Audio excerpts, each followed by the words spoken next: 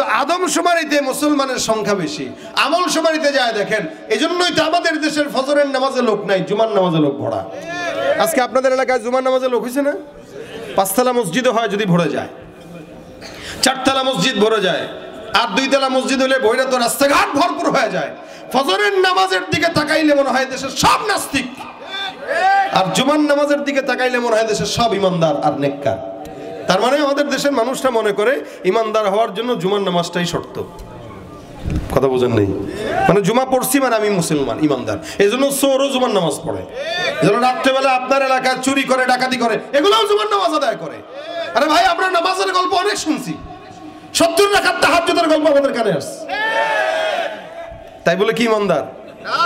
তাহলে মাইকের সামনে বলছে ইসলাম আমরাও বুঝি, খালি হুজুররাই বুঝে না, প্রতিদিন 70-80 রাকাত তাহাজ্জুদ পড়ি, বলছে আর কি, বলার কথা বলছে। চোরেও নামাজ পড়তে যায় মসজিদে, তবে জুতার নিয়ত থাকে। কি বলেন, ঠিক না? তা দাবি করলে ইমানদার হওয়া যায় না। অনেক মানুষ ইমানদার দাবি করে, রমজান আসলে দেখবেন আপনার পাশের গ্রামেই, আপনার বাজারেই অনেক দোকান থাকবে, যেই দোকানে পর্দার সাথে সুন্দর করে ভিতরে সিগারেট আর রুটি কলা খাওয়া হয়। এগুলা ইমানদার না বেঈমান? তুমি রমজান এলে রাখো না রোজা, দিনকে করো আঘাত, পয়সা কড়ির নেই তো অভাব, দাও না তো যাকাত। তুমি রমজান এলে রাখো না রোজা, দিনকে করো আঘাত, পয়সা কড়ির নেই তো অভাব, দাও না তো যাকাত। তুমি ইমানদারির বড়াই করো, নেই তোমার ইমান, তুমি ইমানদারির বড়াই করো, নেই তোমার ইমান, তুমি কেমন মুসলমান। রজব আসলো, আমরা আল্লাহ পাকের কাছে দোয়া করলাম। শাবান আসলো, আমরা অপেক্ষায় রইলাম। এখন দেখতে দেখতে অপেক্ষার পালা শেষ, এখন তারাবির পালা আর সাহারির পালা। মুফাসসিরিন ইকরাম বলেন, রজব মাসটা এটা হচ্ছে আমলের যেই গাছ আছে, এই গাছের চারা লাগানোর মাস রজব মাস। আপনি যে কোনো গাছ যখন লাগাবেন আগে চারা লাগাইতে হয়। চারা লাগানো হয়ে গেলে ওই গাছকে যত্ন নেওয়ার জন্য পানি দিতে হয়, কাটছিট করতে হয়। গাছটা যখন বড় হয় তখন ওই বড় হওয়ার পরে ওই ফলটা মানুষ ভোগ করে। তো মুফাসসিরিন ইকরাম বলেন, রজব মাসটা হচ্ছে আমলের গাছের চারা লাগানোর মাস, আর শাবান মাসটা হচ্ছে আমলের গাছে পানি দেওয়ার মাস, আর রমজানটা হচ্ছে আমলের ফল পেড়ে পেড়ে খাবার মাস। সুবহানাল্লাহ। রজবে যে যতটুকু চারা লাগিয়েছেন সে শাবানে সেই গাছগুলোর যত্ন নিয়েছেন, আর যে শাবানে গাছের যত্ন দিয়ে পানি দিয়েছেন সে ইনশাআল্লাহ রমজান আসলে ওই গাছ থেকে ফল পেড়ে গাছের ফল ভোগ করতে পারবে। অর্থাৎ রাসূল করিম সাল্লাল্লাহু আলাইহি ওয়াসাল্লাম বলেন, রমজানের ফলটা হইল নফল নামাজ পড়বেন 2 রাকাত, কিন্তু আল্লাহ পাক আপনাকে ফরজের সমপরিমাণ সওয়াব আমলনামায় লিখে দিবেন। এবং ফরজ নামাজ পড়বেন 2 রাকাত, তো আল্লাহ পাক রব্বুল আলামিন ওগুলাকে 70 রাকাত এর সওয়াব দান করে দিবেন। মানে এক একটা রাকাতে 70 গুণ সওয়াব, এমনকি 70কে 700 গুণও বৃদ্ধি করে দিবেন। সুবহানাল্লাহ। 700 গুণ আল্লাহ পাক বৃদ্ধি করবেন। এটা হচ্ছে ফল। এই ফল ভোগ করার সময় আর 1 দিন বাকি। আল্লাহ পাক যেন আমাদেরকে সারা রমজান ফল ভোগ করার তৌফিক দান করেন, আমিন। এটা একদমই কাছাকাছি সময় আমরা অতিবাহিত হচ্ছি। আমরা সারা বছর আল্লাহ পাকের রহমতে ফজলে করমে বয়ান করতে করতে ক্লান্ত, আপনারা শুনতে শুনতে ক্লান্ত। প্রচুর করেছি, আপনারা প্রচুর শুনেছেন। এক এক এলাকায় একাধিক মাহফিল। আমরা এই যে কথা বলতেছি, আমি আমার সর্বোচ্চ শক্তি বিলায় দিয়েও কথা জবান দিয়ে বের করতে পারতেছি না, এতটা দুর্বলতা শরীরে গেঁথে গেছে। এরপরেও এই প্রোগ্রামটা রাখবো না করেও আপনাদের যুবক ভাইদের অনেক অনুরোধের কারণে আমার এক মহব্বতের ভাইয়ের মাধ্যমে এই প্রোগ্রামটা রাখা। ভেবেছিলাম আজকে একটু রমজানের প্রস্তুতির কারণে একটু নিজেদের কাজ যেই আছে এগুলা করব, কিন্তু সেটাও সুযোগ হয় নাই। আলহামদুলিল্লাহ আশা হয়েছে, যেহেতু আল্লাহর রহমতে আপনারাও আসছেন, যে কথাগুলো বলবো আল্লাহ পাক যেন এগুলো মানার নিয়তে বাসায় যাওয়ার তৌফিক দান করেন। মাগরিবের পরে আলহামদুলিল্লাহ আরিফ বিন হাবিব সাহেব আপনাদেরকে শুনে গেছেন, তা আমি আপনাদেরকে ফিনিশিংয়ে 2-4টা কথা। এটা আল্লাহ পাক রব্বুল আলামিনের ফজল করমে রমজান মাস আল্লাহ পাক আমাদেরকে দিচ্ছেন, যেহেতু এটা তাকওয়ার মাস। হাদা শাহরুন আযীম। আল্লাহ পাক রব্বুল আলামিনের হাবিব বলেন এটা অনেক কল্যাণময়, অনেক দামি মাস। আর এই মাসে বান্দাকে আল্লাহ পাক মুত্তাকি হবার জন্য আদেশ দিয়েছেন। এখানে আমরা যারা আসছি সবাই মুসলমান মানুষ, ইনসান হিসেবে মখলুকাতের ভিতরে সবচাইতে আমাদের দাম বেশি না কম? ইনসান হিসেবে আল্লাহ পাক রব্বুল আলামিনের কাছে সমস্ত মখলুকাতের ভিতরে সবচাইতে দামি হচ্ছে ইনসান, মানুষ। এটা দামি যেরকম, আবার এটার দাম যখন কম হয় তখন ওটার অনেক কম দাম হয়ে যায়। দেখেন যে জিনিসের দাম যত বেশি ওই জিনিসের ক্ষতিও তত বেশি।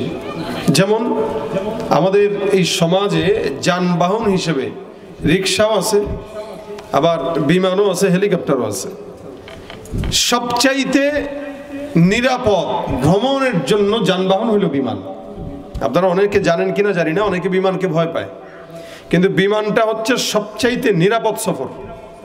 বিশ্বের ভিতরে যেই পরিমাণে গাড়ি ঘোড়া অ্যাক্সিডেন্ট হয়, লঞ্চ নৌকা ডুবে, বিমান এরকম অ্যাক্সিডেন্ট হয় না, একদমই কম হয়। এই বছরে এসে দেখলাম একটু হয়েছে, এবছরে একটু বেশি হয়েছে। সব ইতিহাসের রেকর্ড ভেঙে এবছর একটু হয়েছে, তাও কয়টা?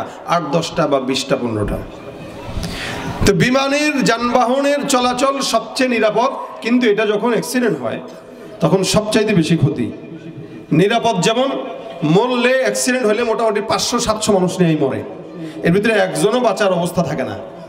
আর রিক্সা দাম কম, কিন্তু অ্যাক্সিডেন্ট হলে এটার ক্ষতিও কম। হয়তো পা ছুলে, হাত ছুলে একটু পা ফাটে অথবা একটু জায়গায় কেটে যায়, এতটুকুই, এর বেশি না।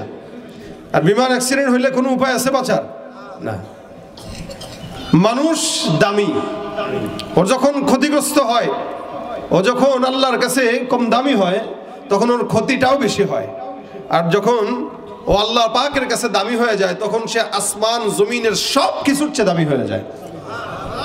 ভাইয়ার আমার, ভাত যেরকম একটু পচলেও পানি দিয়ে খাওয়া যায়, কিন্তু বিরিয়ানি পচলে পানি দিয়ে খাওয়া যায় না। আপনি 150 টাকার ভাত নেন, এতগুলা ভাত দিবে, খেয়ে শেষ করতে পারবেন না ঘরের সবাই মিলে। কিন্তু 150 টাকা দেন, এতটুকু তেহারি দিবে, তেহারি এতটুকু। অথবা বিরিয়ানি কিনতে যান 250 টাকা, কাচ্চি 300 টাকা, 350 টাকা, দেখে কতটুকু? বলে 1 প্লেট। কিন্তু ওইটা যদি একটু গন্ধ হয় খাবার কোনো সুযোগ নাই। আর ভাত, এটা একটু গন্ধ হইলেও, পচলেও, নরম হইলেও, পরের ভাতের সাথে একটু মিলে রান্না করলেও খাওয়া যায়। আমার বোঝানোর ইচ্ছা হলো এটাই, দুনিয়াতে মানুষ যত দামি হোক না কেন, এটা যখন আল্লাহর কাছে কম দামি হয় তখন এটারও একদম দাম কমে যায়। আর যখন দামি হয় তখন আসমানের ফেরেশতার চাইতেও দাম বেড়ে যায়। তবে দামটা বাড়ে কেন আর কমে কেন? আল্লাহ পাক রব্বুল আলামিন বলেন, এই দুনিয়াতে সব মানুষের ভিতরে যতগুলা বান্দা আছে এদের ভিতরে সবচেয়ে দামি কারা আর কেন দামি? আল্লাহ বলেন, ইন্না আকরামাকুম ইনদাল্লাহি আতকাকুম। তোমাদের ভিতরে সবচাইতে সম্মানিত ব্যক্তি তারা যার ভিতরে যত বেশি আল্লাহর ভয় থাকে। এই বান্দার দাম তত আল্লাহ পাকের কাছে বেশি, ওই বান্দার সম্মান তত আল্লাহ পাকের কাছে বেশি। হাকিমুল উম্মাত আশরাফ আলী থানভী রহমতুল্লাহ আলাইহি একটা কথা বলতেন যে, আমি আশরাফ আলী থানভীরও ততক্ষণ পর্যন্ত দাম নাই যতক্ষণ আমি আল্লাহর জান্নাত না পাইলাম। যতক্ষণ আল্লাহ আমাকে জান্নাত না দিবে ততক্ষণ আমার দাম কুকুরের চাইতেও অধম, আমি কুকুরের চাইতেও খারাপ। আর যদি আল্লাহ পাক আমাকে জান্নাত দিয়ে দেয় তো আমি তখন বলতে পারবো যে আলহামদুলিল্লাহ, সৃষ্টি জগতের ভিতরে আমি সবচাইতে দামি। আমরা মনে করি এই দুনিয়াতে আমি এলাকার চেয়ারম্যান, মেম্বার, এমপি, মন্ত্রী, অনেক বড় কিছু নেতা, এজন্য আমার আশেপাশে 10-15 জন 20 জন ঘুরে আমি মনে হয় দামি হয়ে গেছি। কিন্তু আল্লাহর কসম, দুনিয়ার সব মানুষ আপনাকে সম্মান করলো, কিন্তু আল্লাহর কাছে আপনার সম্মান নাই। আল্লাহর কাছে আপনার সম্মান না থাকার কারণে 4 আনার কোনো দাম এই মাখলুকাতের ভিতরে আপনার নাই। হ্যাঁ, আপনি অনেক বড় বড় প্রোটোকল নিয়ে চলতে পারেন, অনেক মানুষের মাঝখানে আপনি হাঁটতে পারেন, মানুষ আপনাকে দেখলে লাল গালিচা বিছাইতে পারে, কিন্তু শুধুমাত্র তাকওয়া না থাকার কারণে কলব ঠিক না থাকার কারণে আল্লাহর কাছে এবং মাখলুকাতের ভিতরে আপনার চার আনার কোনো দাম নাই। এজন্য আল্লাহ পাক রব্বুল আলামিন হাদিসে কুদসিতে বলেন, ইন্নাল্লাহা লা ইয়ানজুরু ইলা সুওয়ারিকুম ওয়া আমওয়ালিকুম ওয়ালাকিন ইয়ানজুরু ইলা কুলুবিকুম ওয়া আমালিকুম। আল্লাহ পাক বান্দার চেহারা দেখে না, আল্লাহ পাক বান্দার শরীর দেখে না, আল্লাহ পাক বান্দার ক্ষমতা দেখে না, আল্লাহ বান্দার সৌন্দর্য দেখে না, সাদা চামড়া দেখে না। কি দেখে? বলে নফস দেখে, কলব দেখে, আমল দেখে। যার কলব যত পবিত্র ওই বান্দার দাম আল্লাহ পাকের কাছে তত উঁচু। যদি মানুষ চেহারার কারণে জান্নাত পাইতো আর চেহারার কারণে জাহান্নামে যাওয়া লাগতো, তো বেলালের মতো লোক জিন্দেগিতে জান্নাত পেত না। মানুষের হাতের তালু সাদা হয়, হযরত বেলাল হাবশির হাতের তালুটাও ছিল কালো। এমনকি বেলাল রাদিয়াল্লাহু তাআলা আনহুর চোখের মনি আর দাঁত ছাড়া শরীরের ভিতরে কোনো অঙ্গ কালো সাদা ছিল না। কিন্তু এই বেলালও যখন আল্লাহ পাক রব্বুল আলামিনের হাবিব মেরাজে গেলেন, জান্নাতের রাসূল ঘুরতেছেন, তো নবী এসে বলতেছেন, আমি বেলালের পায়ের আওয়াজ জান্নাতে যেও শুনেছি। সুবহানাল্লাহ। এটা বেলালের চামড়ার কারণে দাম না, ইমানের কারণে দাম, তাকওয়ার কারণে দাম। যদি চামড়ার কারণে জান্নাত পাওয়া যাইতো তাহলে আমার চামড়াও সাদা, আপনাদের যাদের চামড়া সাদা তারাও জান্নাতি পাইতাম। কিন্তু সাদা চামড়ার কারণে আল্লাহ পাক জান্নাত দেন, আল্লাহ দেয় বান্দার তাকওয়ার কারণে। এজন্যই আল্লাহ পাক ঈমানদারদেরকে নতুন করে মুত্তাকি হবার আদেশ কখনো কখনো করেছেন, ইয়া আইয়ুহাল্লাযীনা আমানু ইত্তাকুল্লাহ, হে মুমিন তোমরা মুত্তাকি হও। মুমিন আর মুত্তাকি এক জিনিস না। আমাদের দেশের মানুষ সাধারণ একজন কর্মী তার নেতাকে যতটুকু ভয় পায়, একটা বান্দা তার আল্লাহকে যদি ততটুকু ভয় পাইতো তো সে মুত্তাকি হয়ে যেত। একটা সন্তান তার মা বাবাকে যতটুকু ভয় পায়, একটা বান্দা যদি তার মালিককে ততটুকু ভয় পাইতো তাহলে সেও মুত্তাকি হয়ে যেত। একটা পীরকে তার মুরিদ যতটুকু ভয় পায় ততটুকু ভয় যদি আমরা সবাই আল্লাহকে পাইতাম তাহলে আমরাও মুত্তাকি হয়ে যাইতাম। কিন্তু আমরা নেতাকে ভয় পাই, আমরা পীরকে ভয় পাই, আমরা প্রশাসনকে ভয় পাই, আমরা মা বাবাকে ভয় পাই, কিন্তু জায়গা মতো আমরা আমাদের মালিককে ভয় পাই না। এজন্য প্রত্যেকটা বান্দার দাম তখন যখন বান্দা কাকে ভয় করবে। জোরে বলেন, কাকে ভয় করবে? মঞ্চে বক্তব্য দেওয়া আর আল্লাহর ভয় অন্তরে ঢুকানো এক নয়। আমি আপনাদের সামনে আল্লাহর ভয়ের ওয়াজ করতে পারি, কিন্তু আমার দিলে আল্লাহর ভয় কতটুকু আছে এটা আমি জানি আর আমার মাওলা জানে। আমি বলতে পারি যে ভাই আল্লাহর ভয় করেন, কিন্তু আমি কতটুকু করলাম এটা আমার আর আমার আল্লাহর বিষয়। এজন্য দুনিয়াতে ওই বান্দার দাম তত বেশি যেই বান্দার ভয়, আল্লাহর ভয় তার অন্তরে যত বেশি। ঠিক কিনা জোরে কর?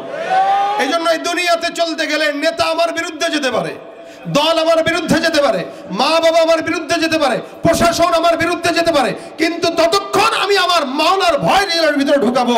যতক্ষণ আমার নেতা আমার আল্লাহকে ভয় করবে ততক্ষণ আমি আমার নেতাকে মানবো, যতক্ষণ নেতা আমার আল্লাহকে মানবে ততক্ষণ মা বাবাকে মানবো, যতক্ষণ মা বাবা আমার আল্লাহকে মানবে ততক্ষণ পীরকে মানবো, যতক্ষণ পীর আমার মাওলাকে মানবে। যদি পীর আমার আল্লাহকে না মানে, নেতা আমার আল্লাহকে মানে, মা বাবা আমার আল্লাহকে না মানে, ওই মা বাবা, ওই পীর, ওই নেতাকে মানার কোনো প্রশ্ন আসে না। ঠিক কিনা জোরে কও?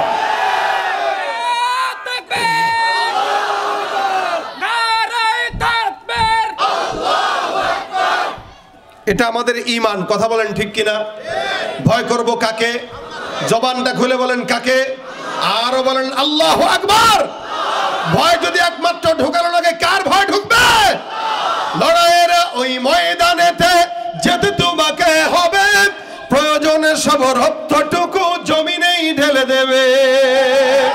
লড়াইয়ের ওই ময়দানেতে যেতে তোমাকে হবে, প্রয়োজনে সব রক্তটুকু জমিনেই ঢেলে দেবে। তবুও তোমায় লড়তেই হবে, মানিবে না পরাজয়।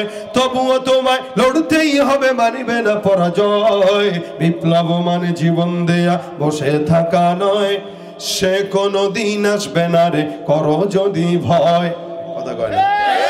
আমার সঙ্গে আওয়াজ দিয়া, বিপ্লব মানে জীবন দেয়া সে কোনো দিন আসবে না রে করো যদি ভয়। বিপ্লব মানে জীবন দেয়া সে কোনো দিন আসবে না রে করো যদি ভয়। আসবে বিজয় রক্ত আর জীবনের বিনিময়, আসবে বিজয় রক্ত আর জীবনের বিনিময়। বিপ্লব মানে জীবন দেয়া বসে থাকা নয়, সে কোনো দিন আসবে না রে করো যদি ভয়। শাসনের নামে কেউ বা পিছছে মেহনতি জনতারে, ইমানের উপর আঘাত ওরা হানিছে বারে বারে। শাসনের নামে কেউ বা পিছছে মেহনতি জনতারে, ইমানের উপর আঘাত ওরা হানিছে বারে বারে। প্রতারণার ওই ফাঁদে পড়ে মোরা জীবন করেছি ক্ষয়, প্রতারণার ওই ফাঁদে পড়ে মোরা জীবন করেছি ক্ষয়। বিপ্লব মানে জীবন দেয়া বসে থাকা নয়, সে কোনো দিন আসবে না রে করো যদি ভয়। বিপ্লব মানে জীবন দেয়া, সে কোনো দিন আসবে না রে করো যদি ভয়। আসবে বিজয় রক্ত আর জীবনের বিনিময়, আসবে বিজয় রক্ত আর জীবনের বিনিময়। বিপ্লব মানে জীবন দেয়া বসে থাকা নয়, সে কোনো দিন আসবে না করো যদি ভয়। ঠিক কিনা? ধর্মকে আজ পুঁজি করিয়া গাল ভরা বলি দিয়ে, কত যে সুফি খুশিতে মাতাল হাদিয়া তো হবে। ধর্মকে আজ পুঁজি করিয়া গাল ভরা বলি দিয়ে, কত যে সুফি খুশিতে মাতাল হাদিয়া তো হবে। ভণ্ডামির ওই শিকড় তুলে সত্যের আনো জয়, ভণ্ডামির ওই শিকড় তুলে সত্যের আনো জয়। বিপ্লব মানে জীবন দেয়া বসে থাকা নয়, সে কোনো দিন আসবে না রে করো যদি ভয়। ঠিক কিনা? ভয় করবো কাকে? জোরে বলেন কাকে? খালি মঞ্চে উঠে বললেই হয় না যে আমরা আল্লাহকে ভয় করি। এই ভয়ের গল্প আমরা 17 বছর শুনেছি। সুতরাং এই ভয়, এটা হলো ধান্দাবাজির ভয়। এই জন্য ভাইরা আমার, দিল থেকে ভয় করার কথা আল্লাহ পাক বলেছেন, ইত্তাকুল্লাহ হাক্কা তুকাতি, ইত্তাকুল্লাহ হাক্কা তুকাতি। যেটার হক আদায় করলে হয় ওইটাই করো। আপনি বিবিরে মহব্বত করেন কিন্তু শাড়ি দেন না, বিবিরে মহব্বত করেন গোলাপ ফুল দেন না, বিবিরে মহব্বত করেন মাঝে মাঝে আই লাভ ইউ বলেন না। বিবি কইব ওইটা মহব্বত না, এটা হলো ভণ্ডামি। যেই স্বামী বিবিরে ভালোবাসার কথা বলে না, ও পরকিয়া করে। এটা আমি বুঝি, এটা আমি বিশ্বাস করি। যে স্বামী তার বউরে এই কথাটা বলতে পারে না যে তোমার আমি ভালোবাসি, বুঝবেন ও আরেকজনের বউরে এই কথা বলে, নিজের বউরে বলতে মন চায় না। আমাদের সমাজে পরকীয়া আছে না, এখন বাড়ছে না কমছে? এটা একসময় যুবকদেরকে বলতাম ভাই প্রেম প্রীতি করেন না, এখন বুড়াদেরকে বলা দরকার এই খবরদার পরকীয়া করিস না।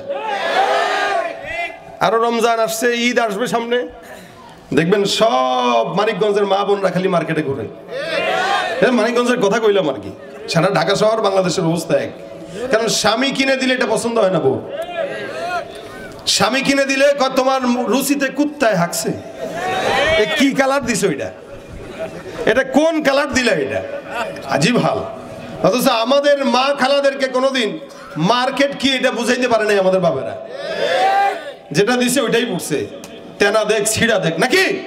আর এখন স্বামী কিনে দিলে কয় বুঝেন না, আপনি কাপড় বুঝেন না। আর মার্কেট ওনারা অপেক্ষায় থাকে ভাবির, পাশের বাড়ির ভাবির অপেক্ষায় মার্কেটের শাড়িওয়ালা থাকে। গেছে তো গায়ে আল্লাহ ভাবি আসছে, চা দে চা দে। ভাবি আপনার জন্য 12,000 টাকা রাখি, কিন্তু আপনার জন্য 2,500 টাকা। শাড়ির দাম আছে মনে করেন 800 টাকা, 12,000 টাকা, কিন্তু আপনার জন্য 2,500 টাকা। এই ভাবি না চা দে, চা দিয়া শুরু হয়, বিছানায় যায় শেষ হয়। কথা বলেন ঠিক কিনা? এই হলো হাল চলতেছে। এজন্য রমজানে আপনারা আপনাদের বউদেরকে বেশি বেশি মার্কেটে পাঠাবেন, সব হবে। হ্যাঁ, আপনারা 1000 বার না চাইলেও আপনাদের বিবিরা যাবে, কেন আপনারা বিয়ে করছেন সুন্দর দেখা, নেক দেখা না, আমল দেখা না। এই জন্য আপনাদের এই হাল হয়। আল্লাহ পাক এই এলাকার সব নারীদেরকে নেককার বানায় দেখ, দিনদার বানায় দেখ। তো ভাইরা আমার, বিবিকে ভালোবাসলে ভালোবাসার মতো বাসা লাগে। একটু একটু যদি কমতি দেন, বিবিরা সন্তুষ্ট হয় না, আমার স্বামী মনে হয় কি না কি করে, সন্দেহ হয়। এটা দুনিয়ার মানুষের ব্যাপারে যদি স্বাভাবিক এতটুকু ফর্মালিটি রক্ষা না করলে বিবি কষ্ট পায়, ছেলে কষ্ট পায়, মা বাবা কষ্ট পায়, তো সেখানে আল্লাহ পাকের মহাব্বতে আপনি আল্লাহরে করেন, ভয় করেন বলছেন, কিন্তু আপনি আল্লাহকে যে ভয় করেন এটা বুঝাইলেন না। তাহলে আল্লাহ পাকও তো আপনাকে বলবে যে এই তুই কিন্তু ভয় করস, মুখে বলস, কাজে করস না। এই জন্য আল্লাহ বলছেন, হে মুমিন, তোমরা আল্লাহকে ভয় করো, করার মতো করো। যে ভয় করলে করার মতো হয় ওইটা করো, যে ভালোবাসলে বাসার মতো হয় ওইটা বাসো। মুমিনদেরকে আল্লাহ পাক ভয় করার কথা কেন বললেন? কারণ মুমিন আর মুত্তাকি এক না। আল্লাহ মুমিনদের জন্য জান্নাত রাখছেন এটা বলেন নাই, কিন্তু মুত্তাকিদের জন্য জান্নাত রেখেছেন এটা বলছেন। ওয়াসারিউ ইলা মাগফিরাতিম মির রাব্বিকুম ওয়া জান্নাতিন আরদুহা আস-সামাওয়াতু ওয়াল আরদ উইদ্দাত লিল মুত্তাকিন। আল্লাহ বলেন, এই তোমরা আল্লাহ পাকের দয়ার পিছনে ছুটো, আর এমন জান্নাতের পিছনে ছুটো যেই জান্নাতের প্রশস্ততা আসমান আর জমিনের সমান। কি সমান? আসমান আর জমিনের সমান। আর ওই জান্নাতটা আমি কার জন্য রেখেছি? মুত্তাকিদের জন্য রেখেছি। সুবহানাল্লাহ। তার মানে ইমানদার আর মুত্তাকি এক না। ইমানদারকে যে আল্লাহকে না দেখে বিশ্বাস করে সে, আমিও বিশ্বাস করি, আপনারাও করেন, ইহুদিরাও করে, নাসারাও করে, এরাও বিশ্বাস করে। কিন্তু আপনার আমার বিশ্বাস আর তাদের বিশ্বাসে পার্থক্য আছে না নাই? আল্লাহ বলেন, ওয়াকালাতিল ইয়াহুদু উযাইরুন ইবনুল্লাহ ওয়াকালাতিন নাসারাল মাসীহু ইবনুল্লাহ। ইহুদিরাও বিশ্বাস করে, নাসারাও বিশ্বাস করে, মুমিনরাও বিশ্বাস করে। এখানে আমি মুমিন, আপনি মুমিন, আমিও বিশ্বাস করি আল্লাহ একজন আছে, আপনিও বিশ্বাস করেন আল্লাহ একজন আছে। এটা দেখে বিশ্বাস করি নাকি না দেখে বিশ্বাস করি? না দেখে। আল্লাযীনা ইউমিনুনা বিল গায়ব, অদৃশ্যের প্রতি বিশ্বাস করার নাম হলো মুমিন। যারা আল্লাহকে দেখে না, আল্লাহকে দেখাও নাই, নবীকেও দেখে নাই, জান্নাত দেখে নাই, জাহান্নাম দেখে নাই, এই সমস্ত বান্দারা না দেখে বিশ্বাস করে, এটার নাম হলো ঈমানদার। আমি আপনিও বিশ্বাস করি, ইহুদিরাও বিশ্বাস করে। আমার আল্লাহ পাক ডাক দিয়ে বলেন, ওয়াকালাতিল ইয়াহুদু উযাইরুন ইবনুল্লাহ। ইহুদিরাও বিশ্বাস করে আল্লাহ আছে, কিন্তু তাদের বিশ্বাসের মধ্যে পার্থক্য কোন জায়গায়? তারা আল্লাহকেও মানে, তবে আবার এই কথাও বলে উযাইর আলাইহিস সালাতু ওয়াস সালাম নামে একজন নবী ছিলেন। ইহুদিরা বলে উযাইর হলো আল্লাহ পাক রব্বুল আলামিনের সন্তান। নাউযুবিল্লাহি মিন যালিক। তারাও বিশ্বাস করে, কিন্তু আল্লাহর সন্তান বানায় দিয়েছে। আল্লাহর কি কোনো সন্তান আছে? নাসারা বলে ওয়াকালাতিন নাসারাল মাসীহু ইবনুল্লাহ। ইহুদিরা বলে উযাইর আল্লাহর সন্তান, নাসারা বলে মাসীহ হলো আল্লাহর সন্তান। একজন একদলকে আল্লাহর সন্তান বানায় দেয়।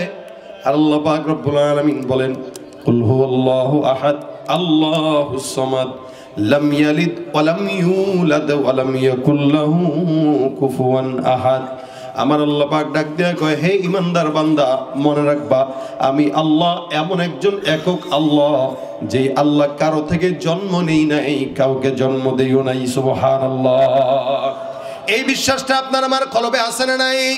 ইহুদিরা আল্লাহকে মানে আবার শরীক করে নেয়, নাসারাও আল্লাহকে মানে আবার শরীক করে নেয়। আমরা ইমানদার যারা আছি, এক বিন্দু রক্ত যদি শরীরের মধ্যে থাকে, আমরা মরণ পর্যন্ত একটা কথা বলবো, লা ইলাহা ইল্লাল্লাহ। এটাই হলো আমাদের ঈমান। তাদের মধ্যে আমাদের মধ্যে পার্থক্য। এ মুসলমান, এই কারণে আল্লাহ পাক ডাক দেয়া কয়, হে মুমিনের দল, মুত্তাকি হও। একজন বান্দা কখন মুত্তাকি হয়? তিনটা গুণ যখন বান্দার মধ্যে থাকে, ওই বান্দাটা মুত্তাকি হয়ে যায়, এই বান্দাটা ইমানদার হয়ে যায়। এক নাম্বার, ইমানদারদের গুণ থাকবে তাসদীক বিল জিনান। ইমানদার তার অন্তর দিয়ে বিশ্বাস করবে আল্লাহ একজন আছে, এই বিশ্বাসের নাম হলো ঈমান। অন্তর দিয়ে বিশ্বাস করবে। আর দুই নাম্বার, জবান দিয়ে স্বীকার করবে, ইকরার বিল লিসান, জবান দিয়ে স্বীকারোক্তি করে পড়বে লা ইলাহা ইল্লাল্লাহ। এই স্বীকারোক্তি যদি না দেয়, কোনো বান্দাকে মুমিন বলা যায় না। যার কারণে আমরাও তো জন্মের পরে কানের ভিতরে স্বীকারোক্তির আওয়াজ শুনেছি এবং জবান দিয়েও পড়েছি যখন কথা শিখেছি। প্রত্যেকটা ইমানদার বান্দা স্বীকারোক্তি দিবে লা ইলাহা ইল্লাল্লাহ। আবু তালেব আমার পয়গম্বরকে এত মহব্বত করতেন, মহব্বত করার কারণে আল্লাহর নবীকে সব জায়গায় পয়গম্বরকে সহযোগিতা করতেন। আমার নবী যখন সাকরাতুল মাউতে আবু তালেব যায়, তখন আল্লাহর নবী আবু তালেবের কানে কানে ডাক দেয়া কয়, চাচা একটা বারের জন্য জবানটা খুলে পড়েন লা ইলাহা ইল্লাল্লাহ।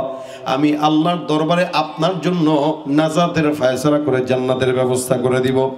আবু তালেব ডাক দেয়া বলে, মুহাম্মদ তুমি আমাকে নাজাতের ফয়সালার কথা শোনাও। আমি বিশ্বাস করি তুমি সত্য নবী, তোমার আল্লাহ সত্য, তোমার সত্যতা স্বীকার করি, কিন্তু জবান দিয়ে কোনোদিন স্বীকারোক্তি দিতে পারবো না। আমি যদি এই মুহূর্তে তোমার কানে কানে আল্লাহর কালেমা পাঠ করি, তোমাকে স্বীকারোক্তি দিয়ে দেই, আমার ইন্তেকালের পর সব বান্দারা আমাকে লানত করবে, আমাকে গালিগালাজ করবে। আমি এই মরণের আগে স্বীকারোক্তি দেওয়ার কারণে আমি সারা জিন্দেগি আমার বংশের কাছে খারাপ হতে চাই না। আবু তালেব এতটুকু স্বীকারোক্তি করে নাই, যার কারণে সারা জিন্দেগি জাহান্নাম। অথচ আবু রাসূলকে কতটা সহযোগিতা করছেন এটা আপনারা জানেন। আবু তালেব বলতে স্পষ্ট, আমি বেঁচে থাকা অবস্থায় একটা ফুলের টোকাও ভাতিজা মুহাম্মদের গায়ে আমি লাগতে দিব না। কতটুকু মহব্বত থাকলে এটা করে, কিন্তু স্বীকারোক্তি করে নাই, লা ইলাহা ইল্লাল্লাহর আওয়াজ দেয় নাই। এই আওয়াজটাই তো সবচেয়ে বড় আওয়াজ। এই কারণে আমার নবী বলেন, ইয়া আইয়ুহান নাস কুলু লা ইলাহা ইল্লাল্লাহ তুফলিহু। সফল কাম যদি কেউ হতে চায়, জবান দিয়ে স্বীকারোক্তি দিবে লা ইলাহা ইল্লাল্লাহ। এই ঈমানের 2 নম্বর শর্ত ইকরার বিল লিসান, জবান দিয়ে স্বীকার করবে। 3 নম্বর ঈমানের শর্ত যেটা, ওটা হলো আমল বিল আরকান। বাংলাদেশে আদমশুমারি হয়, মানুষ গণনা করা হয়, মুসলমান পার্সেন্টেজের দিক থেকে সবচাইতে বেশি, কিন্তু এই দেশে আমল শুমারি যদি হইতো, আল্লাহর কসম আমল শুমারিতে একটা বান্দাও আমলদার ধরা পড়তো না। দেখতেন 1 কোটির ভিতরে মাত্র 100 জন আমলদার পাওয়া গেছে। কিন্তু আদমশুমারিতে মুসলমানের সংখ্যা বেশি, আমল শুমারিতে যায় দেখেন। এই জন্যই তো আমাদের দেশের ফজরের নামাজে লোক নাই, জুমার নামাজে লোক ভরা। আজকে আপনাদের এলাকায় জুমার নামাজে লোক হয়েছে না? 5তলা মসজিদও হয় যদি ভরে যায়, 4তলা মসজিদ ভরে যায়, আর 2তলা মসজিদ হলে বইরা তো রাস্তাঘাট ভরপুর হয়ে যায়। ফজরের নামাজের দিকে তাকাইলে মনে হয় দেশের সব নাস্তিক, আর জুমার নামাজের দিকে তাকাইলে মনে হয় দেশের সব ইমানদার আর নেককার। তার মানে আমাদের দেশের মানুষটা মনে করে ইমানদার হওয়ার জন্য জুমার নামাজটাই শর্ত। কথা বুঝেন নেই? মানে জুমা পড়ছি মানে আমি মুসলমান ইমানদার। এই জন্য চোরও জুমার নামাজ পড়ে, এই জন্য রাত্রেবেলা আপনার এলাকায় চুরি করে, ডাকাতি করে, এগুলোও জুমার নামাজ আদায় করে। আরে ভাই, আমরা নামাজের গল্প অনেক শুনছি, 70 রাকাত তাহাজ্জুদের গল্প আমাদের কানে আসছে। তাই বলে কি ইমানদার? খালি মাইকের সামনে বলছে ইসলাম, আমরাও বুঝি, খালি হুজুররাই বুঝে না। প্রতিদিন 70-80 রাকাত তাহাজ্জুদ পড়ি, বলছে আর কি, বলার কথা বলছে। চোরেও নামাজ পড়তে যায় মসজিদে, তবে জুতার নিয়ত থাকে। কি বলেন, ঠিক না? তা দাবি করলে ইমানদার হওয়া যায় না। অনেক মানুষ ইমানদার দাবি করে। রমজান আসলে দেখবেন আপনার পাশের গ্রামেই, আপনার বাজারেই অনেক দোকান থাকবে, যেই দোকানে পর্দার সাথে সুন্দর করে ভিতরে সিগারেট আর রুটি কলা খাওয়া হয়। এগুলা ইমানদার না বেঈমান? তুমি রমজান এলে রাখো না রোজা, দিনকে করো আঘাত, পয়সা কড়ির নেই তো অভাব, দাও না তো যাকাত।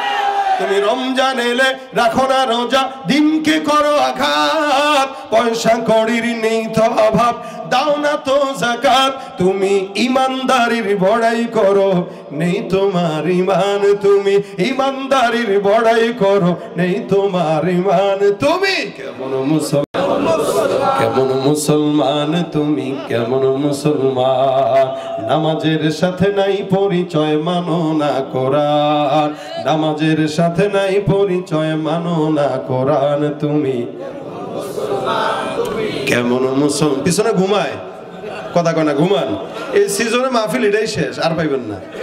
তো গাওয়ার জন্য যদি মন চায় একটু গলা ছেড়ে গান। কেমন মুসলমান তুমি, তুমি নবীর উম্মত দাবি করো, সুন্নাহ মানো না, নবীর অপমানে তোমার হৃদয় কাঁদে না। তুমি নবীর উম্মত দাবি করো, সুন্নাহ মানো না, নবীর অপমানে তোমার হৃদয় কাঁদে না। তুমি বিজাতীয় সংস্কৃতিতে সপেছো পরাণ, তুমি বিজাতীয় সংস্কৃতিতে সপেছো পরাণ। তুমি তুমি কেমন মুসলমান, তুমি কেমন মুসলমান, তুমি সুদের টাকায় প্রাসাদ গড়ো, ঘুষ ছাড়ো না, দিন দুঃখী না খেয়ে মরে, খবর রাখো না। সুদও খায়, ঘুষও খায়, আবার মুমিনও দাবি করে। আমরা তো ওই সংবাদ একটা দেখেছি, আপনারা দেখছেন কিনা জানি না, এক লোক ঘুষ খাইতেছে, আরেকজন পাশ থেকে বলতেছে ভাই গনে নেন সুন্নত। ঘুষের টাকা গনে নেওয়া, কারা কারা সুন্নত মোতাবেক ঘুষ খান হাতটা তুলে দেখান। লেখা রাখে এই বাড়ি অমুক ব্যাংক কর্তৃক দায়বদ্ধ, তার মানে এটা সুদের বাড়ি নিশ্চিত। আপনি দায়বদ্ধ না লেখে আপনি লিখে রাখবেন ইহা একটি সুদের বিল্ডিং, মন চাইলে ভাড়া নেন নইলে ভাগেন, কি ঠিক না? না না, সুদ খায় না তো, এখন সুদের নাম পাল্টায় দিয়া মুনাফা খায়। কি মনে করে মুনাফা আরবি নাম মনে হয় জায়েজ, এজন্য আরবি নাম দিয়া খায়। ঘুষের টাকা খায়, নাম দিছে হাদিয়া, আর বউরে পিটায় হুন্ডা নিয়ে নাম দেয় গিফট। কথা কয় না, আছে না নাই? সুদের টাকায় প্রাসাদ গড়ো, ঘুষ ছাড়ো না, দিন দুঃখী না খেয়ে মরে, খবর রাখো না। তুমি ঘুষ খেয়ে বিচার করো, সাজিয়া প্রধান তুমি, ঘুষ খেয়ে বিচার করো, সাজিয়া প্রধান তুমি। কেমন মুসলমান না খৌফে খুদা দিল মে হে না গैरत ईमान, कैसे मुसलमान है तुम, कैसे मुसलमान। ঠিক কি না? ফাসনা আমা শিতা, বাস কর, মন চাইলে কর যা। এজন্য আল্লাহ পাক কখনো কখনো মানুষকে দামি বানাইলেও কখনো বলেছেন এদের দাম কুকুরের চাইতেও খারাপ, এদের হাল কুকুরের চাইতেও। লাহুম কুলুবুল লা ইয়াফকাহুনা বিহা ওয়া লাহুম আ'ইনুন লা ইবসিরুনা বিহা ওয়া লাহুম আযানুন লা ইয়াসমাউনা বিহা, উলাইকা কাল আনআম বাল হুম আদাল, উলাইকা হুমুল গাফিলুন। কিছু মানুষ আছে যাদের কলব আছে কিন্তু বুঝে না। আল্লাহ পাক ডাক দিয়া বলে এমন এমন ইনসান যারা কলব থাকার পরেও বুঝে না, চক্ষু থাকার পরেও তারা দেখে না, কান থাকার পরেও শুনে না। তার মানে আসলে কি ধ্যান দা না, কানা না, কলব আছে কিন্তু বুঝে না। কি বুঝে না? রাজনীতি ঠিকই বুঝে, রাজনীতির নোংরামি বুঝে, কিন্তু স্বচ্ছতা বুঝে না। আরে রাজনীতি করা লাগে স্বচ্ছতা দিয়া করেন, নোংরামি দিয়া মানুষ মাইরা বোম ফুটায় রাজনীতি যারা করে এগুলো সব হলো হায়াওয়ানের চাইতেও খারাপ। এই কথা আল্লাহ বলেছেন। এদের কলব আছে কিন্তু ভালোটা বুঝে না, ইঞ্জিনিয়ারি বুঝে, ডাক্তারি বুঝে, বাজার সদাই বুঝে, ব্যবসা বুঝে, কিন্তু কোরআন বুঝে না। লাহুম কুলুবুল লা ইয়াফকাহুনা বিহা, অন্তর দিয়া কোরআন বুঝে না, অন্তর দিয়া রাসূলের সুন্নাত বুঝে না। ওয়া লাহুম আ'ইনুন লা ইবসিরুনা বিহা, চক্ষু আছে লেকিন দেখে না। কি দেখে না? আল্লাহর কোরআন দেখে না। কিন্তু 80 বছরের বুড়া খাটাস পর্যন্ত স্কুলের গেটের সামনে চায়ের দোকানে বসে বসে ছোট ছোট ছেলেগুলোর দিকে নজর দেয়। ফেতনার জামানা তো কয় হারে আমগো জমানা ছিল না তো, বুড়া বয়সে পাইছি তাই একটু দেখি। যদি বুড়া বয়সে জোয়ান বয়সে পাইতাম তাহলে কি আর এক বুড়ি নিয়ে এতদিন কাটাই? দেখে ঠিকই, হারামটা দেখে, ভালোটা দেখে না। দেখে ঠিকই হারামের দিকে নজর দেয়, দেখে ঠিকই সুদের দিকে নজর দেয়, ঘুষের দিকে নজর দেয়, আল্লাহর কোরআনের দিকে নজর দেয় না। এই জন্য আল্লাহ পাক বলেন লাহুম আ'ইনুন লা ইবসিরুনা বিহা, চক্ষু আছে দেখে না, ওয়া লাহুম আযানুন লা ইয়াসমাউনা বিহা, কান আছে শুনে না। তার মানে কি শুনে না? ঠিকই আপনাদের মানিকগঞ্জের আপার গান শুনে, কিন্তু সাইদ আহমদের গজল শুনে না, ঠিক না? গানের কনসার্ট হলে হেনে যায়, কিন্তু আমরা যে এত কষ্ট করে গজল লিখা সুর করে এই বয়ানের ফাঁকে ফাঁকে ভাঙ্গা গলা দিয়ে আপনাদেরকে উপহার দেই। কেন দেই? আপনারা যেন গান না শুনেন, কথা ঠিক না? গান যেন না শুনেন, এই কারণেই তো দেই। তাহলে এটা ভাল লাগে না, ওইটা ভাল লাগে, কান দিয়া। এজন্য 60 বছরের বুড়াও পর্যন্ত টুপি মাথায় দিয়া গান শুনে, আপার গান শুনে। আমি নাম বলতেছি না, কারণ আপনারা চিনেন, কারণ আপনাদের সম্পদ। আরে ভাই, সুর এটা সৃষ্টিগতভাবে মানুষ এটার পাগল, কি ঠিক না? সৃষ্টিগত মানুষের একটা দোলা আছে। এই জন্য দেখবেন 1 বছরের বাচ্চার সামনেও আমাদেরকে অনেকে ফোন দিয়া বলে যে হুজুর আমার বাচ্চাটা কি হলে বুঝলাম না, আপনার এই গজলটা দিলেই কেমন দোলা দিয়া দিয়া নাচে আর কান্না বন্ধ করে দেয়। আপনাদের ঘরে অনেকের বাচ্চা আছে দেখবেন কানবে, গজল দিবেন, আমাদের দেখবেন থেমে গেছে। আবার এরকম করে হাত নাড়ায়, আমার ঘরে আমার বাচ্চাই তো এরকম করছে, এরকম করে হাত নাড়ায়। আরে তাল বুঝে কেমনে? বলো সুর বুঝে। আল্লাহ পাক ফিতরাতি ভাবে বান্দাকে সুরের প্রতি একটা মহব্বত দিয়ে দিচ্ছে, টান দিয়ে দিচ্ছে। এই কারণে দাউদ পয়গম্বর যখন তেলাওয়াত করতো তখন সমুদ্রের মাছ পর্যন্ত শোনার জন্য পাগল হয়ে সিরিয়াল ধরা দেয়। আল্লাহ পাক বলে দিয়েছেন, খবরদার যখন দাউদের কণ্ঠ শোনার জন্য আসে ধরবা না, মাছ ধরবা না। এগুলো দাউদের কণ্ঠ শুনতে আসে। কেন শুনে? দাউদের কণ্ঠের আলাদা একটা শেষ ছিল। তো সুতরাং ভাইরা আমার, সুর আল্লাহ পাকের দেওয়া, এই সুর যেহেতু আছে, এটা দিয়ে খারাপটা কেন শুনবো আর খারাপটা কেন গাবো? ঠিক না? তাহলে আমরা তো চাইলে পারতাম, চাইলে তো গিটার দিয়ে গান টান বাজায় পারতাম নাকি? আল্লাহ তো চামড়াটা একটু সাদা দিছে, এবার সুরটা একটু ভালো দিছে, তো চাইলে ওইটা পারতাম। কিন্তু আল্লাহ পাকের রহমতে, আল্লাহ পাকের দয়ায়, আল্লাহ পাক আল্লাহ নিজের দ্বীনের কাজে আমাদেরকে খাদেম বানায় রাখছেন।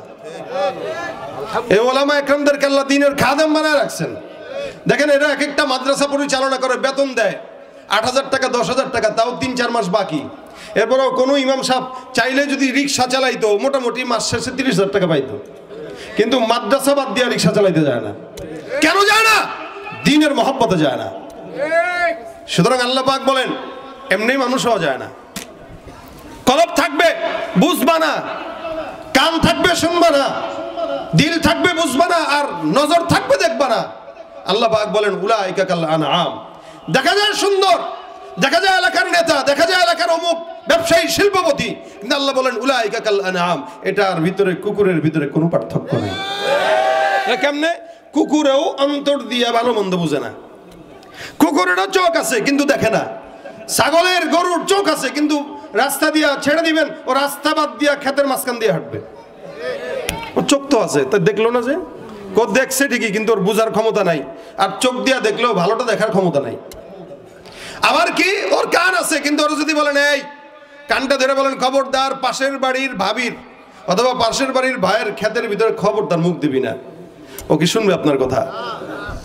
আলাহুম আয়ুনুন লা ইবসিরুনা বিহা আযানুন লা ইয়াসমাউনা বিহা। আল্লাহ বলেন কুকুরের মতো। কেমনে? ওই লোকটা, যে লোকটা তার অন্তর দিয়ে কোরআন বুঝে না, কোরআন দেখে না, কোরআন পড়ে না, কোরআন শুনে না, ও আর এই কুকুর একই সমান, কোনো পার্থক্য নাই। বরং কুকুরের চাইতেও কখনো কখনো খারাপ। তো কেমনে খারাপ? একটা মানুষ কুকুরের চেয়ে কিভাবে খারাপ হয়? এলাকার ভিতরে দোকান আছে, চান্দাবাজি হয় কি হয় না? আমাদের এক ভাই আছে বাইতুল মুকররমের ব্যবসায়ী, একদিন আমারে কয়, ভাই আগের চেয়ে বরকত এখন দ্বিগুণ বাড়ছে। আমি কেমনে বাড়ছে? কয় আগের আমলে আর কি, বুঝেন না, আগের আমলে প্রতিদিন চান্দা দিতাম হইলো ১৫০ টাকা দোকানের, আর এখন আল্লাহর রহমতে দিই ৩০০ টাকা। কত দেয়? আমি কই ভাই তাহলে আপনার ইনকাম নিশ্চিত বাড়ছে, এই কারণে আপনি চান্দাও বেশি দেন। না না, কি কোন মিয়া ইনকাম বাড়ছে? ইনকাম বেচা কিনাই তো নাই, কিন্তু ৩০০ টাকা ঠিকই দেওয়া লাগে। নেয় কে? কুকুর না মানুষ? জোরে বলেন, কে নেয়? চান্দাবাজি করে কেডা? কুকুর করে না মানুষ করে? কথা কয় না, পেঁচ লাগাই দিতেছেন। আচ্ছা, আপনাদের এলাকার দোকান আছে, কোনোদিন কিরকম হয়েছে ১০ জন কুকুর মিলে একসঙ্গে এসে বলছে, ওই আমরা কিন্তু কুত্তা সমিতি চলে আসছি, ডগ সমিতি। এই ডগ সমিতির ১০ জন আসছি, তুমি যদি বাজারে দোকান চালাইতে চাও তো আমাদেরকে মাস শেষে ৫,০০০ টাকার হাড্ডি দিবা চান্দা, নাহলে হরতাল, দোকান বন্ধ, তালা লাগাইলাম। এটা কুত্তা কইছে না মানুষ কইছে? আল্লাহ কয়, যেই কাজটা কুকুর করে না, যে কাজটা হায়াওয়ান করে না, জানোয়ার করে না, ওই কাজটা তুই মানুষ করলি, তুই তো বেটা কুত্তার চাইতেও খারাপ। উলাইকা কাল আনআমি বাল হুম আযাল উলাইকা হুমুল গাফিলুন। মজার বিষয়টা হলো আল্লাহই বলতেছে এগুলা যে কুত্তার চেয়ে খারাপ হয়ে গেছে, এটা হে নিজেই বুঝে না। এই লোকটা কিন্তু সবার সামনে, মানুষের সামনে যখন চলাফেরা করে, মানুষের মাঝখানে যখন উঠা বসা করে, তখন সে নিজের সবচাইতে বড় বুদ্ধিমান মনে করে।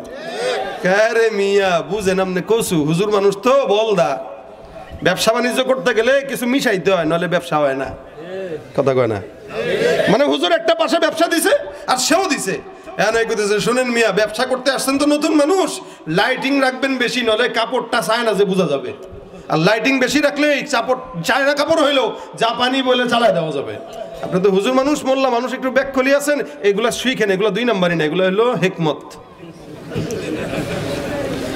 তাহলে বুঝছেন অবস্থা? আল্লাহ কয় এই যে কুকুরের চেয়েও খারাপ, এটা সে নিজেও বুঝে না, কারণ বুঝবে কেমন, ওর তো কলবই নাই বোঝার। এই জন্য আল্লাহ বলেন মানুষের ভিতরে দামি কে? যেই ব্যক্তিটা ইন্না আকরামাকুম ইনদাল্লাহি আতকাকুম, সবগুলা মানুষের ভিতরে যার অন্তরে যত বেশি আল্লাহর ভয় থাকে এই তত বেশি সে আল্লাহ পাক রব্বুল আলামিনের কাছে দামি হয়। আল্লাহ পাক রব্বুল আলামিন বলেন হে মুমিনের দল, তোমরা মুত্তাকি হয়ে যাও।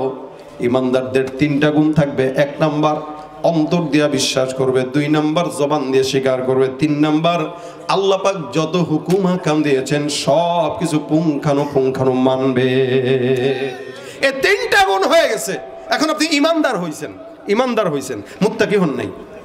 বুঝছেন কথা? 3টা গুণ আপনার ভিতরে আছে, আপনি ইমানদার হইছেন, মুত্তাকি হন নাই। মানে আমলও করেন, কিন্তু আমল করেন হইল নামাজ পড়েন ঠিকই, ভোট পাওয়ার জন্য পড়েন। আছে কিনা? সারা বছর নামাজের খবর নাই, নির্বাচন আসছে, এবার মসজিদে যায় হুজুরের কাছে, হুজুর দোয়া করেন, আপনার দোয়ার বরকতের জন্য আসছি। আসলে দোয়ার বরকতে আসে নাই, নির্বাচনে ভোট পাওয়ার জন্য আসছে। আপনারা কি কথাটা কষ্ট পাইতেছেন কেউ? কারণ আমাদের স্বাধীনতা সবারই বলার আছে, ঠিক না?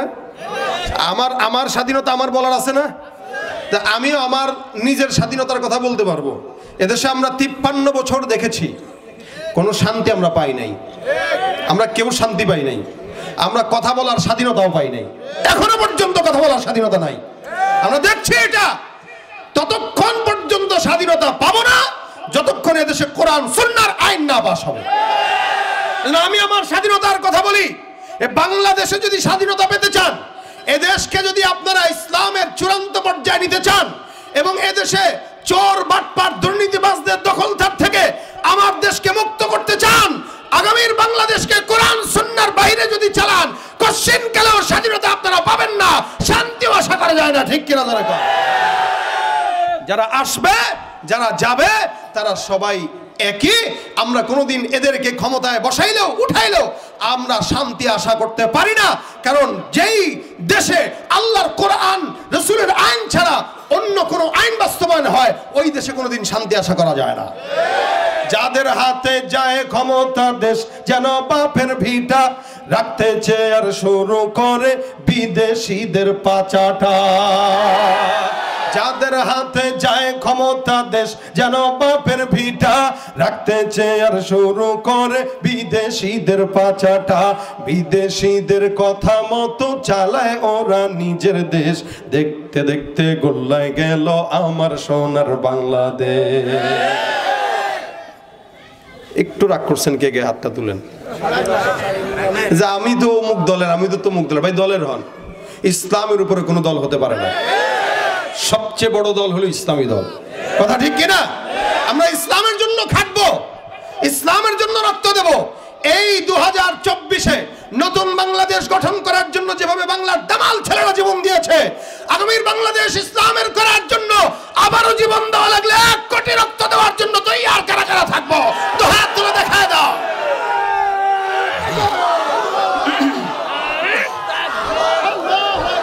আল্লাহ পাক আমাদের দেশকে ইসলামের জন্য কবুল করুক, জোরে বলেন আমিন।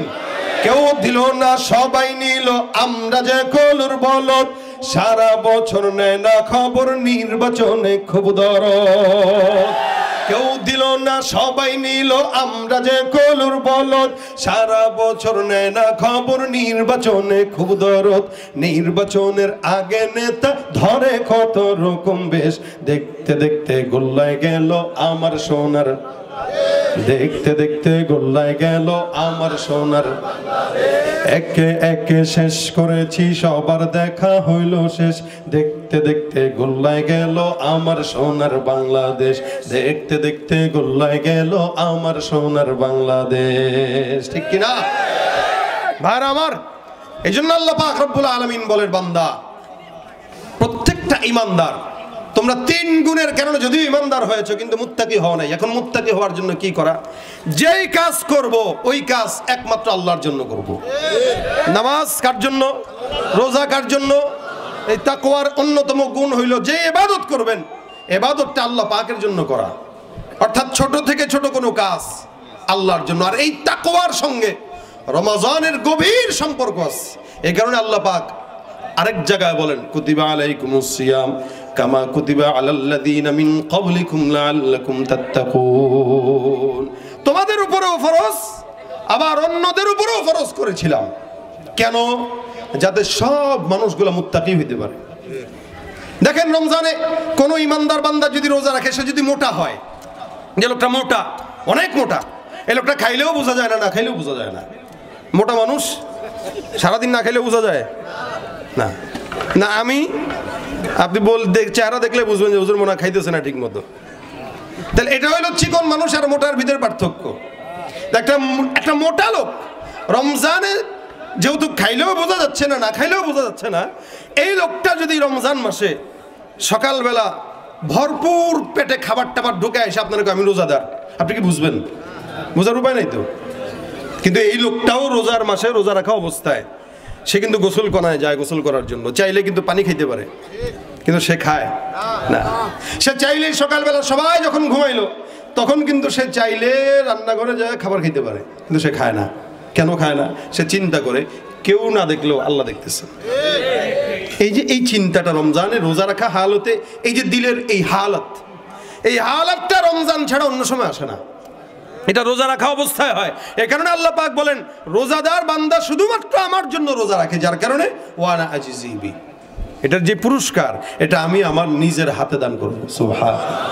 আপনারা মাহফিলে অনেক সময় পুরস্কার দেন, হাফেজ ছাত্রদের পাগড়ি প্রদান করেন, এই দেন সেই দেন, হ্যাঁ, এগুলো প্রধান অতিথির হাত দিয়া দেন। কেন? যে এটা সম্মানের জিনিস, যেহেতু সম্মানিত মানুষ দিয়া দেই। আল্লাহ কয় রোজা যেহেতু সম্মানিত আমল, এই আমলের সম্মাননা আমি আল্লাহ নিজে দিব। এটা হলো রমজান মাসের তাকওয়া। অথচ অন্যান্য সময় সে কিন্তু এই তাকওয়াটা চিন্তা করে না, এবং কি রোজা রাখা অবস্থাতেও সে কিন্তু গুনাহ করার সময় চিন্তা করে না যে আল্লাহ দেখতেছে, কিন্তু রোজা রেখে কিন্তু এই চিন্তাটা করে যে আল্লাহ দেখতেছে। অথচ একটা রোজাদার বান্দা রোজা রেখেও গুনাহ করে। অনেক বান্দা আছে যারা রোজা রাখার পরেও গুনাহ করে, রোজা রেখেও ওজনে কম দেয়। রোজা রেখে দেখেন না, ওই যে গত 2 দিন আগের ভাজা পেঁয়াজ জোরে ফ্রিজে রেখে গরম করে দিয়ে ভাই টাটকা, রোজা রাখাই তো করতেছে সে। কিন্তু রোজার হালতে যেই তাকওয়াটা সে রাখে, ওই তাকওয়াটা যদি প্রতিনিয়ত রাখতো তাহলে ওই বান্দাটা খাঁটি মুত্তাকি হইতো, যেটা আল্লাহ পাক বলেছেন হাক্কা তুকাতি। এই কারণে রমজানটা আমাদের একদম হাতের সামনে, আর রাতটা পার হইলে সামনে তারাবি পড়া লাগবে। কালকে আজকে এশার নামাজটা পড়ে নিছেন, কালকে আর শুধু এশার নামাজ পড়তে পারবেন না, কালকে তারাবি সহ পড়া লাগবে। তো এই জন্য রমজানে আমাদের মুত্তাকি হবার সর্ব উত্তম সময়, এই উত্তম সময়টা পেয়েও যদি আমরা হারায় ফেলি তাহলে আপনার মতো আমার মতো নালায়েক নাখানদার কেউ হবে না। এজন্য রাসূল বলেন, যে ব্যক্তি রোজা পেল, এটা গুনাহ মাফ করাইতে পারলো না, কদরদানি করতে পারলো না, ওই ব্যক্তির উপর আল্লাহ পাকের গজব, লানত। জিবরিল আমিন বদদুয়া করেছেন, নবী আমিন বলেছেন।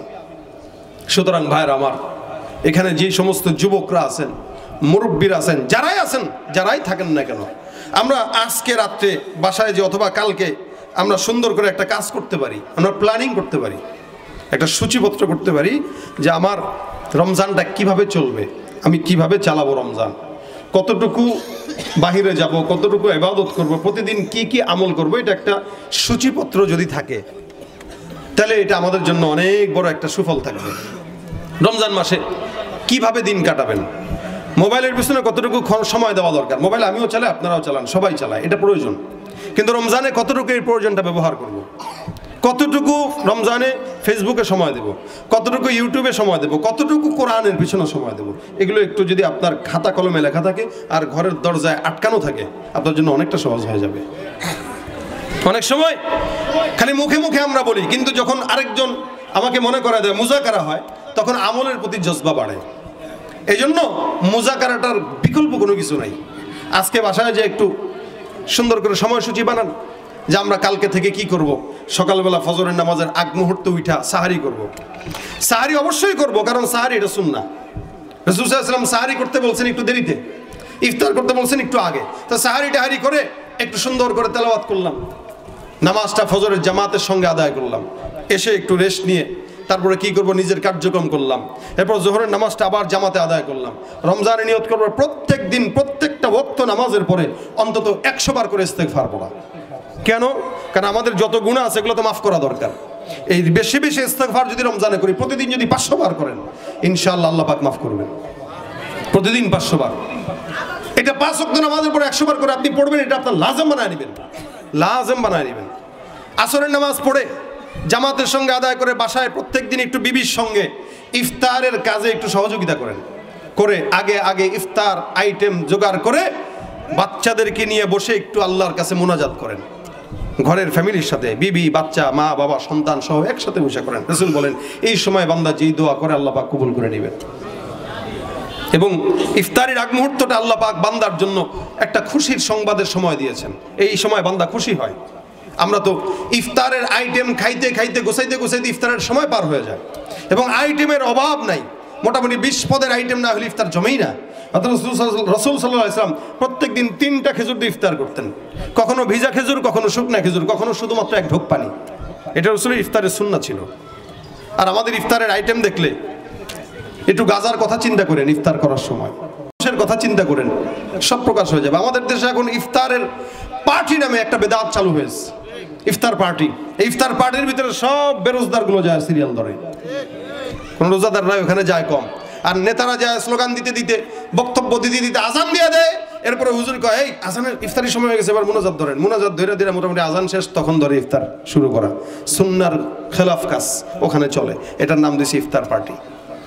এজন্য ইফতার পার্টি এটা এক সময় ছিল একটা মোটামুটি মানুষকে খাওয়াবে, এবাদতের একটা নিজাম ছিল। এখন আর এবাদতের নিজাম নেই, এখন এটা হলো লোক দেখানি হয়ে গেছে। সুতরাং এই সমস্ত পার্টি টাটি বাদ দিয়া মোটামুটি ইফতার ঘরে করবেন, আর প্রতিদিন 1-2জনকে ইফতার করাবেন সওয়াবের নিয়তে। রাস্তায় একটা মানুষ যাচ্ছে, তাকে 2টা খেজুর, একটা পেঁয়াজ, একটা আলুর চপ, একটু বুট দিয়ে তার কাছে যান, এই নিয়তে দেন যে রাসূল বলেছেন কাউকে ইফতারি করাইলে তার সমপরিমাণ সওয়াব আল্লাহ দেন করেন। আপনি এই নিয়তে দেন না।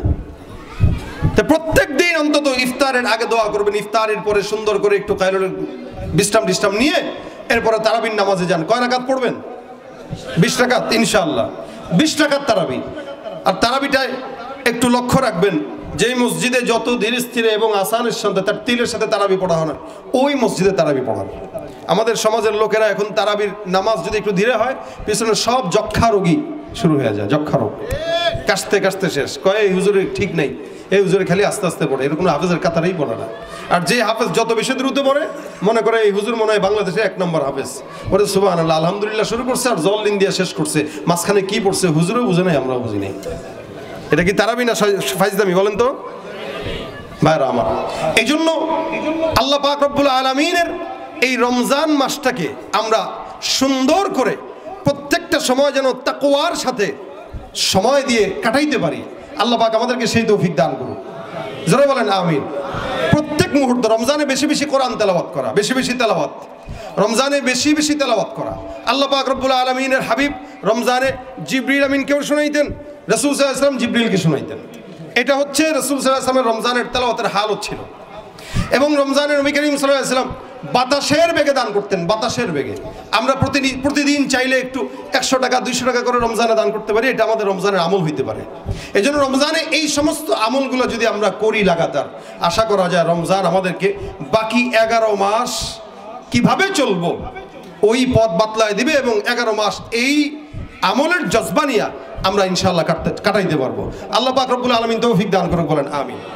তাকওয়ার মাস রমজান, কোরআনের মাস রমজান, দানের মাস রমজান, আমলের মাস রমজান।